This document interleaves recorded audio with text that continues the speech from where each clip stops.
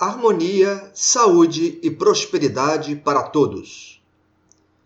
O vídeo de hoje retrata a jornada astrológica do Espiritismo a partir do marco de sua doutrina, o lançamento de O Livro dos Espíritos em 18 de abril de 1857, em Paris, França, obra codificada por Allan Kardec. Obviamente que não temos o horário exato do lançamento, o que nos permite fazer um mapa com algumas limitações. No entanto, pelos trânsitos astrológicos ao longo do tempo, que demarcaram fatos relevantes, se perceberá o quanto esta carta natal da doutrina espírita é valiosa, refletindo muito bem os principais acontecimentos deste movimento filosófico e religioso, que pretendia também ser científico. Bem, aí temos o mapa astral do Espiritismo, cujas casas astrológicas e o signo ascendente, por exemplo, não devem ser considerados. O Sol foi colocado ao meio-dia, e a Lua deve estar um tanto deslocada de seu grau exato. Entretanto, temos alguns destaques relevantes. O Sol em Áries representa muito bem o início de algo, o impulso em direção a uma realização que, no caso, foi uma nova religião. Júpiter acompanhava este Sol ariano e o chamado Grande Benéfico do Zodíaco é um planeta associado às visões de mundo e suas ampliações, filosofias de vida e às religiões. O próprio Nó do Norte, também em Áries, apontava para a necessidade de desbravar, romper com o status quo da sociedade francesa e europeia, quiçá mundial. Netuno em Peixes indicava que uma ideologia espiritual, imaterial, detinha força e viria do mundo invisível. E com Urano e Plutão em Touro havia, digamos, uma energia de rompimento e transformação em relação às ideias mais conservadoras da época, quando predominavam amplamente o catolicismo e o protestantismo no Ocidente. Quanto aos critérios deste estudo, priorizaram-se os trânsitos astrológicos dos planetas lentos, já que suas influências são mais duradouras, porém com foco em Júpiter e Netuno, que são astros conectados à religião e espiritualidade, de uma forma geral, pois tratamos do Espiritismo, um movimento filosófico religioso. Fundamental é apontar que a doutrina espírita teve o seu ponto de partida na França, mas se desenvolveu com maior intensidade no Brasil. Um marco expressivo neste país foi o surgimento do Grupo Familiar do Espiritismo, o pioneiro em terras brasileiras, cuja primeira reunião iniciou-se às 20h30 de 17 de setembro de 1865, em Salvador, Bahia, cujos símbolos em vermelho representam o céu deste evento. É destacável que Júpiter quadraturava Netuno natal do mapa do Espiritismo, ao centro da figura, uma tensão que representava a sociedade profundamente católica no Brasil, que não via com bons olhos outra religião no país. Porém, o mesmo Júpiter fazia trígono a Júpiter natal da doutrina espírita, o que refletia muito bem a expansão de uma filosofia estrangeira em terras nacionais. Quanto a Netuno, este planeta fazia quadratura a Saturno natal, também demonstrando os obstáculos ao estabelecimento do espiritismo no Brasil. Este aspecto ainda era reforçado por Saturno que, no céu, se opunha ao Sol natal da doutrina espírita. Na sequência, ocorre o lançamento do primeiro livro espírita no Brasil, em português, intitulado O Espiritismo em sua forma mais simples, aproximadamente em 1º de junho de 1866, cujos astros nos símbolos em vermelho são confrontados à carta natal da doutrina espírita, ao centro da imagem. Observa-se Júpiter em quadratura a Plutão natal, mas em trígono a Urano natal, demonstrando a ambiguidade daquele momento. Por um lado, o surgimento do citado livro, um elemento de estudo e ampliação de consciência, mas, por outro, a resistência da população e autoridades à nova religião. Netuno, por sua vez, fazia quadratura a Saturno natal, uma forte tensão, somada a um Saturno oposto a Plutão e Mercúrio natais. Todo este conjunto representando embate de ideias e de visões de mundo. Então, chegamos ao falecimento do codificador da doutrina espírita, Allan Kardec, a 31 de março de 1869, cujo céu é o conjunto de símbolos planetários em vermelho. Ao centro da figura, mais uma vez, o mapa astral do Espiritismo. Um aspecto muito importante foi Saturno em quadratura a Netuno natal. Mais à frente, veremos que configuração semelhante estava presente no desencarne de Chico Xavier, figura central da doutrina espírita brasileira. Em tela, também se vê o Sol em quadratura a Saturno natal, bem como Urano conjunto a Saturno natal e em quadratura aos nodos lunares. Ou seja, o falecimento de Kardec punha em xeque a continuidade do espiritismo na França e na Europa. Voltando aos fatos no Brasil, note-se o surgimento do primeiro jornal espírita, o Eco de Além Túmulo, pelos astros simbolizados em vermelho. Confrontando-se a carta natal do Espiritismo no meio da figura, percebe-se Júpiter conjunto a Marte natal, indicando expansão ao impulso do movimento espírita. Netuno fazia conjunção a Júpiter natal, podendo ser interpretado como um laço entre o mundo invisível e espiritual ao caráter institucional da religião em expansão. Já Urano, transitando pelo signo de Câncer, quadraturava Júpiter natal, significando os entrechoques entre a cultura religiosa tradicional e a nova visão em expansão. Em seguida, é fundada a Sociedade Espirítica Brasileira, o Grupo Confúcio, a 2 de agosto de 1873, cuja representação astrológica está em vermelho na figura.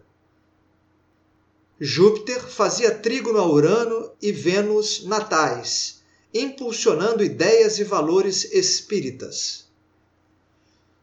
Por outro lado, Saturno quadraturava o Sol natal da doutrina espírita, uma forte barreira conservadora à identidade nascente do espiritismo. Mas o mesmo Saturno fazia trígono a Vênus natal, indicando que alguns valores da religião nascente tomavam forma, no caso deste evento, pela concretização da sociedade citada, no Rio de Janeiro. Netuno, conjunto a Júpiter e Sol natais da doutrina espírita, representou as bênçãos e influência do mundo invisível, ou, no mínimo, uma forte idealização humana em busca do transcendente. E Plutão, conjunto a Urano em Touro, salientou uma força transformadora que chegava a uma cultura reinante fortemente católica. De forma semelhante, cerca de 4 meses depois, porém na Bahia, surgia a Associação Espirítica Brasileira, em 28 de novembro de 1873, capitaneada por Teles de Menezes, um grande pioneiro do espiritismo no Brasil, desde a fundação do Grupo Familiar do Espiritismo em 1865. Note-se que os principais trânsitos em destaque foram os mesmos da sociedade citada no slide anterior, já que o que separa os dois fatos é um período relativamente curto para a jornada dos planetas lentos. Então, surge a primeira edição de O Livro dos Espíritos em português no Brasil, em 15 de janeiro de 1875. Netuno estava conjunto ao Sol natal da doutrina espírita, indicando a influência espiritual sobre o evento. Plutão mantinha a conjunção ao Urano natal, apontando o momento de transformação e até rompimento com uma cultura predominantemente católica. E Júpiter, oposto ao Sol natal do Espiritismo, pode se traduzir como as reações da religião dominante por meio de seus sacerdotes e adeptos. Numa rápida pesquisa pelo Google, se pode encontrar referências antigas de jornais contra o espiritismo, detratando-o de diversas formas. Em 2 de janeiro de 1884, ocorre um novo marco: a fundação da FEB, a Federação Espírita Brasileira, no Rio de Janeiro, cujo céu está representado na figura pelos símbolos astrológicos em vermelho. Reparemos que Júpiter quadraturava o Sol natal da doutrina, que se firmava como religião, uma tensão, devido ao meio católico preponderante. Entretanto, o mesmo Júpiter fazia sextil a Vênus natal do Espiritismo, um bom aspecto no campo dos valores filosófico-religiosos. Urano estava em trígono ao Urano natal, indicando um passo relevante e até audacioso do movimento espírita no país.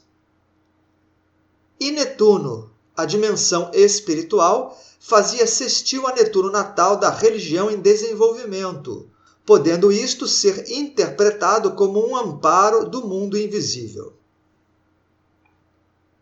Na sequência, se vê um novo marco para a doutrina espírita no Brasil. A primeira obra psicografada de Chico Xavier, O Parnaso de Além-Túmulo. Vejamos os principais aspectos dos astros deste evento, símbolos em vermelho, em relação à carta natal do Espiritismo. Júpiter fazia trígono a Júpiter e Sol natais, denotando que aquele momento era de grande importância para a identidade da doutrina no país, bem como sua expansão, e ainda indicava o início brilhante da carreira de Chico Xavier, que seria um ícone para esta religião. Urano conjunto a Júpiter natal, por sua vez, denotava que se expandiriam os conceitos e ideias do movimento, por meio da originalidade de Chico Xavier. Os demais aspectos destacados em tela, todos positivos, reforçam o papel central do médium mais importante que o Espiritismo produziria no Brasil. Ele revelaria, com o tempo, muitos traços da vida espiritual, ou seja, o que ocorre no mundo invisível. Bem, chegando ao desencarne de Chico Xavier e a relação do céu deste evento, em vermelho, aos posicionamentos da carta natal do Espiritismo, ao centro da imagem, note-se o predomínio de aspectos muito tensos em destaque. Isto demonstra o quanto aquele momento era crítico para a doutrina espírita no Brasil. E salientamos, mais uma vez, que havia o aspecto de Saturno em quadratura a Netuno natal, similar ao que se deu no falecimento de Allan Kardec, o codificador da doutrina. Nos dias atuais, me chamou a atenção a seguinte fala de Haroldo Dutra, um dos líderes do espiritismo nacional. Se não tiver uma intervenção da espiritualidade, o movimento espírita vai acabar daqui a 40 anos. Bem, foi esta perspectiva negativa de Haroldo que me trouxe a curiosidade de investigar a carta natal da doutrina espírita e seus trânsitos, de modo a entender se a percepção dele era uma metáfora ou se era literal. Então, pude concluir que o comentário de Haroldo Dutra está cercado por aspectos astrológicos em trânsito que confirmam a sua preocupação. Atualmente, Plutão faz quadratura ao Sol natal do Espiritismo, mostrando que são necessários uma grande transformação da identidade e objetivos desta religião. Depois haverá ainda quadraturas sucessivas de Plutão a diversos planetas natais, Plutão, Mercúrio e Marte, perfazendo um período de cerca de 8 anos. Mudanças profundas à vista. E Plutão, simbolicamente, é algo do tipo: transforma-te ou morre. Notemos também que acabou de ocorrer o retorno de Netuno, o que denota a necessidade de transformação espiritual do movimento. Além disso, os retornos de Júpiter e Urano estão prestes a ocorrer. Ou seja, o Espiritismo precisa de renovação, como bem falou Haroldo Dutra, percebendo que os jovens são minoria na doutrina espírita. Mas eu vou além deste tipo de renovação e já explico. Lembremos que, bem recentemente, parte da liderança do Espiritismo se envolveu visivelmente com a política partidária, não resistindo à polarização ideológica nacional. Assim, houve uma espécie de cisão dentro do movimento espírita. Há feridas que precisam ser curadas. Finalizando este slide, não podemos deixar de sinalizar que os trânsitos em tela também apontam forte possibilidade de falecimentos de líderes espíritas. No tempo desses aspectos, isto provavelmente ocorrerá. Fechando este artigo, expresso a minha gratidão ao Espiritismo, que foi muito relevante na minha juventude. Hoje, agreguei outros conhecimentos, bem como fiz uma revisão do que passou, tornando-me um espiritualista universalista. Este vídeo é uma homenagem à doutrina espírita que talvez precise voltar-se um pouco mais para um dos aspectos preconizados por Allan Kardec, que é o lado científico a que se propôs. Quero ainda destacar que é uma oportunidade rara fazer uma interpretação astrológica de uma doutrina ou religião, porque grande parte delas não tem uma data exata de fundação, como é o caso do Espiritismo. Me despeço por hora e deixo um abraço a todos.